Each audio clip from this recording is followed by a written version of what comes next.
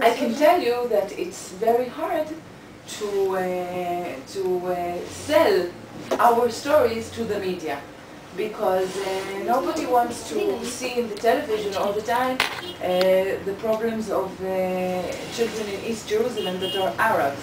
The answer is all the time that there is an expression that you have a lot of poor people from your nationality in this country. You have Sderot and you have Kiryat Shmona and Dimona. So first take care of them and then take care. So it's very difficult to put in stories about these situations that concern the Arabs, maybe. Unless you have footage.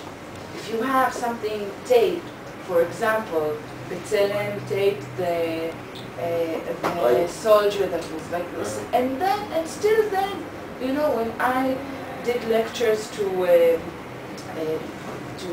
not students, but they are before the army, they do like a civil year in a commune or something like that, and they told me they weren't so, you know, very opposed to this practice. Well, he was intimidating them, we are in a war. They don't understand that when someone is defenseless, you cannot shoot him. So it's very difficult to sell it yes, to the media. There are, of course, human rights violations that are more easier when they deal with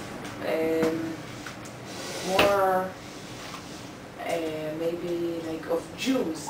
But still, when you have immigrant workers that also you want to protect their human rights in Israel.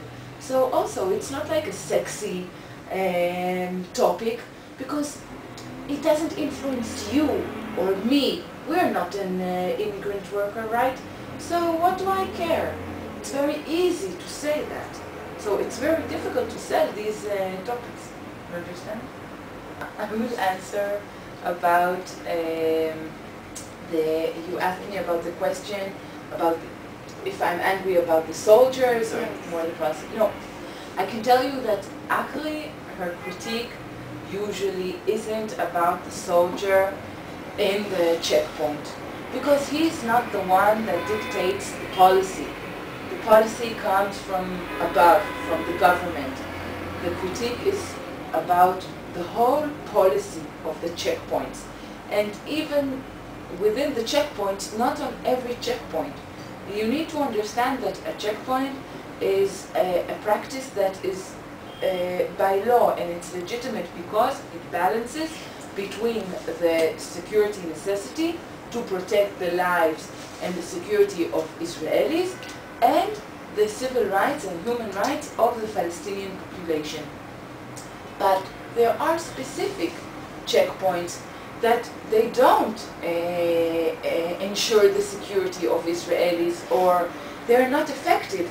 Then we are critical about them, because we want that the people in Israel will be secure, but minimum a violation of human rights of Palestinians.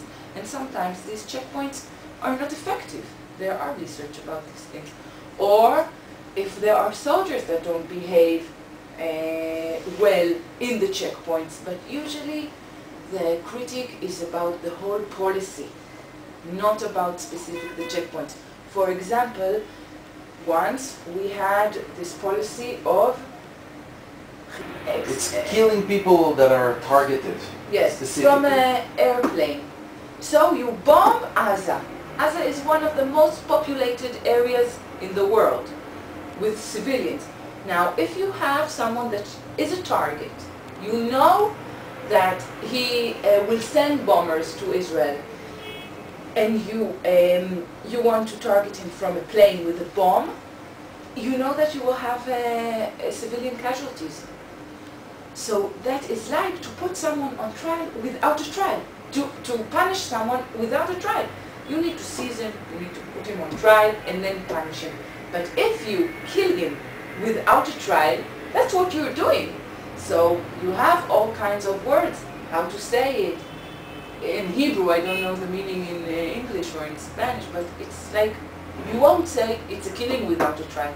You will say all kinds of other expressions. So, for example, this we think is unlawful. Killing a specific target is under the law? No. It's against the law. It's against the law because you need to understand that if you want to kill if you want to seize someone, first send forces, seize him, put him on trial, and then decide what is punishment. But here you punish him before even you had a trial against him. So it is problematic. So this is one of the things that we oppose. And Israel didn't stop, but gradually stopped using this method because she understood that maybe the public opinion is much more against her than the effectiveness of this approach. You asked me if there is how did you say it? A human occupation?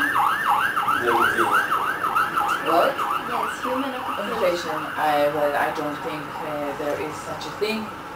When you occupy a people that feel that they are a people and they want a state, and it doesn't matter, it's against all any perspective of human rights. There cannot be a situation that there is one law for Palestinians and one law for Israelis in the same territory. It cannot be. It's discrimination. It will bring terror. It will bring hatred. We need to learn how to live together. And it's lawful. You cannot occupy people anymore by international law. Not for such a long time.